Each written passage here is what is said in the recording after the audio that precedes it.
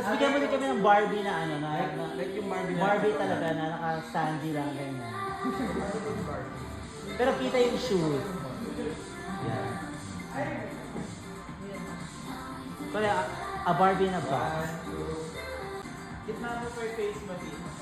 Yeah. Ganda ng babae na to. Perfect. Parang bilit tagal sa babae. Sorry na. Parang kasalanan ko ba? Sorry daw.